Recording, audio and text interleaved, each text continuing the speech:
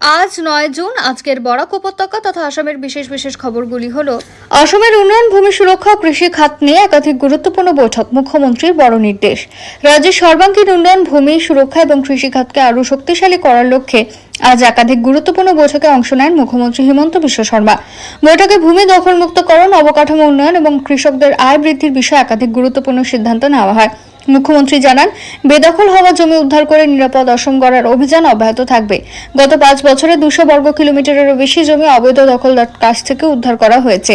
ভবিষ্যতে যাতে এই জমিগুলি পুনরায় দখল হতে না পারে সেজন্য কঠোর ও স্থায়ী ব্যবস্থা গ্রহণ করা হবে। এছাড়া শিক্ষা, স্বাস্থ্য, বিদ্যুৎ এবং অন্যান্য গুরুত্বপূর্ণ অবকাঠামো খাতে উন্নয়ন ত্বরান্বিত করতে কেন্দ্রীয় সরকারের ভায়াবিলিটি গ্যাপ ফান্ডিং অর্থাৎ বিজিএফ প্রকল্পের আওতায় উপযুক্ত প্রকল্প চিহ্নিত করার নির্দেশ দেওয়া হয়েছে।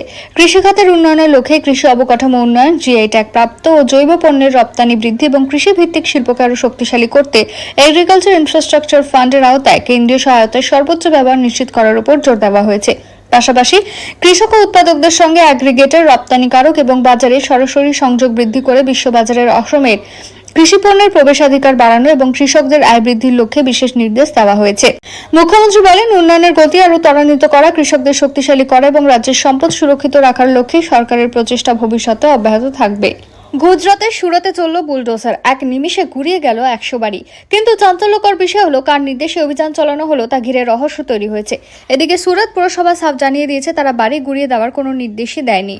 এক সর্বভারতীয় সংবাদ মাধ্যমের খবর অনুযায়ী গত ৩রা জুন কাতারগাম এলাকার নাসিরনগর বস্তিতে উচ্ছেদ অভিযান চলে। গুড়িয়ে দেওয়া হয় একের পর এক বাড়ি। স্থানীয় বাসিন্দাদের দাবি, অভিযান চলাকালীন উপস্থিত ছিলেন সুরত পুরসভার আধিকারিকরা। পাশাপাশি অভিযোগ উঠেছে, পুর প্রশাসন এবং পুলিশের উপস্থিতিতে গুড়িয়ে দেওয়া হয় প্রায় ১০০টি বাড়ি। যদিও গোটা অভিযোগ অস্বীকার করেছে সুরত পুরসভা। তারা জানিয়ে দিচ্ছে, ওই ধরনের উচ্ছেদ অভিযানের কোনো নির্দেশই তারা দেয়নি। এরপরই প্রশ্ন উঠতে শুরু করেছে, তাহলে কার নির্দেশে গুড়িয়ে দেওয়া হলো এতগুলো বাড়ি? গোটা ঘটনাকেই কেন্দ্র করে ইতিমধ্যে বিতর্ক শুরু হয়ে গিয়েছে। ভেঙে পড়েছেন ঘরহারা পরিবারেরা। এ প্রসঙ্গে কাতার গ্রামের বিধায়ক বিনু মোরাদিয়া বলেন, পুরসভার আধিকারিকরা রাস্তার মাপ নিতে গিয়েছিলেন, বাড়ি ভাঙতে যাননি। সরকারের কোনো নির্দেশও ছিল না। পুরসভার নথিপত্র এই কোনো অভিযানের রেকর্ড নেই। নিজেদের মধ্যে কোনো দ্বন্দ্ব নয়, বরং এখন একজোট হওয়ার সময়। বিজেপির বিরুদ্ধে জোট সঙ্গীদের একজোট হওয়ার ডাক দিলেন রাহুল গান্ধী। দিল্লিতে ইন্ডিয়া জোটের হাই প্রোফাইল বৈঠকে ১৫ মিনিটের ভাষণ দিতে দেখা গেল তাকে। সেখানে তিনি দাবি করেন, বিজেপিকে হারানো কঠিন নয়। পাশাপাশি ভোট চুরি নিয়েও সরব হন কংগ্রেস নেতা। সোমবার দিল্লির কনস্টিটিউশন ক্লাবে শুরু হয় জোটের বৈঠক। সেখানে উপস্থিত ছিলেন ২৩টি দলের বিরোধী দলের নেতা এবং তাদের প্রতিনিধিরা।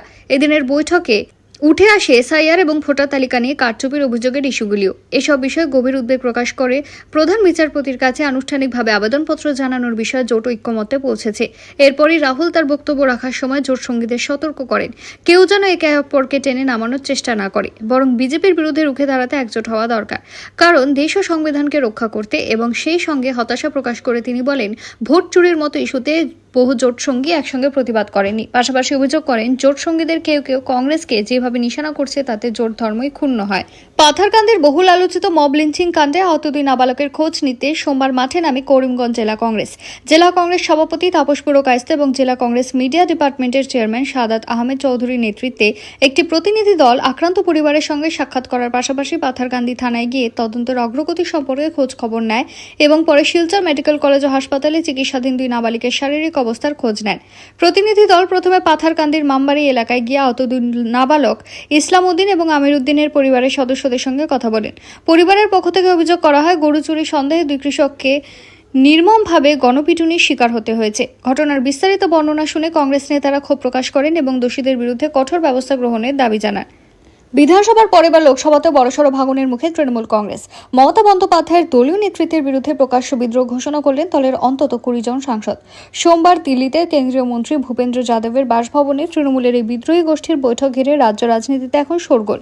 পৃথক ব্লক হিসেবে স্বীকৃতি চেয়ে এনডিএতে যোগদানের ইচ্ছে প্রকাশ করে লোকসভার স্পিকার ওম বিড়লার কাছে চিঠিও পাঠিয়েছেন সাংসদরা। দীর্ঘদিন ধরে দলের অন্দরের ক্ষোভ অবশেষে প্রকাশ্যে এলো। এই বিদ্রোহী গোষ্ঠীর নেতৃত্বে রয়েছেন বর্ষিয়ান নেত্রী কাকলি ঘোষ দস্তিদার। দলের চিফ হুইপ পদ থেকে অপসারণের বিষয়টিকে একপাক্ষিক এবং অসাংবিধানিক বলে দাবি করে তিনি সরাসরি দলীয় শীর্ষ নেতৃত্বের কর্তৃত্বকে চ্যালেঞ্জ ছুড়ে দিয়েছেন। কাকলি স্পষ্ট জানিয়েছেন, তারা জনাদেশ পেয়েছেন উন্নয়নের জন্য। তাদের ভবিষ্যতের রাজনৈতিক যাত্রা এনডিএর আদর্শের স্বার্থেই সামঞ্জস্যপূর্ণ হতে হবে। একাধিক রাজ্যে ভরাডুবির পর সোমবার চলতি বছরের প্রথম বৈঠক বসেছিল বিরোধী জোট ইন্ডিয়ার সদস্যরা। সোমবার দুপুরে দিল্লির কনস্টিটিউশন ক্লাবে বৈঠকে হাজির ছিলেন Congress, Trinamool Congress, Samajwadi party, Farooq Abdullah, Jammu Kashmir national conference সহ মোট 23টি দলের প্রতিনিধিরা। আগামী দিনে বিরোধী জোট কোন পথে চলবে সে বিষয়ে দিনের বৈঠকে আলোচনা হয়। মোট 5টি এজেন্ডা নিয়ে বিরোধী জোট ইন্ডিয়া কাজ করবে বলে জানিয়েছেন কংগ্রেস নেতা মল্লিকার্জুন খার্গে।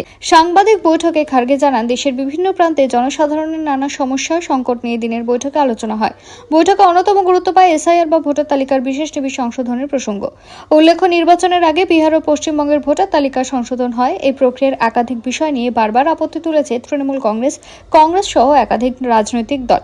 যে 5টি এজেন্ডা ইন্ডিয়ার সদস্যদের রয়েছে সেগুলি হলো, বিরোধী জোটের সদস্যরা সুপ্রিম কোর্টের প্রধান বিচারপতি সূর্যকান্তকে এসআইআর সংক্রান্ত বিষয়ে চিঠি পাঠাতে চলেছে।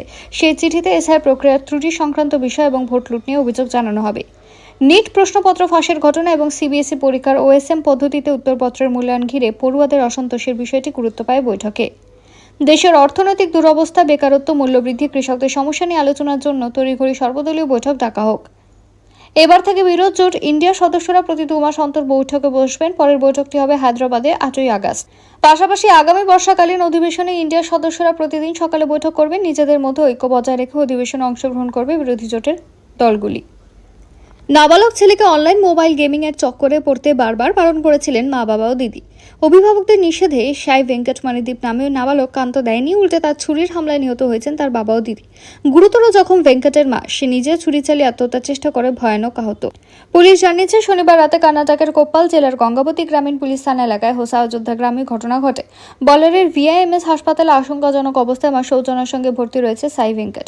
পুলিশ জানিয়েছে, ভেঙ্কটের ছুরিতে আহত হয়েছেন তার বাবা ভেঙ্কট নাইডু ও তার দিদি প্রগতি। তারা দুজনেই মারা গিয়েছেন। বাবা ভেঙ্কট বেসরকারি স্কুলে রাঁধুনির কাজ করতেন। সূত্রের খবর, শনিবার রাতে ভেঙ্কট নাইডু তার স্ত্রী, 2 ছেলেমেয়ে এবং বৃদ্ধ মা বাবার সঙ্গে খাওয়ার পর ঘুমোতে গিয়েছিলেন।